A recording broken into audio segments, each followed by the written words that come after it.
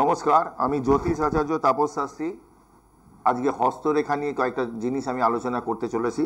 যেরকম হচ্ছে যে আপনাদের হার্ট রিলেটেড প্রবলেম কেন দেয়, কি কি থাকলে হার্ট লাইনে, কোনটা হার্ট লাইন কেন হার্টের প্রবলেম দেয়, এটা একটু ওয়াচ করুন, তাহলেই বুঝতে পারবেন। যেরকম এই একটা মানুষের হাত আপনারা দেখতে পাচ্ছেন, এইটা হচ্ছে হৃদয় রেখা বা হার্ট লাইন। এই হার্ট লাইনটা এখানে যদি কোনো গ্যাপ থাকে, ধরুন কাটা, এরকম হার্ট লাইনে যদি গ্যাপ থাকে তাহলে কিন্তু হার্ট রিলেটেড প্রবলেম দিতে পারে। আবার এখানে এই হৃদয় রেখার ওপর যদি কোনো ব্ল্যাক স্পট থাকে, ধরুন একটা এরকম তিল থাকে, কালো তিল বা স্পট থাকে, স্পটটা আমি ওপরে দিচ্ছি দেখার জন্য, এরকম স্পট থাকে, তাহলে কিন্তু আপনাদের জীবনে হার্টের প্রবলেম আসতে পারে।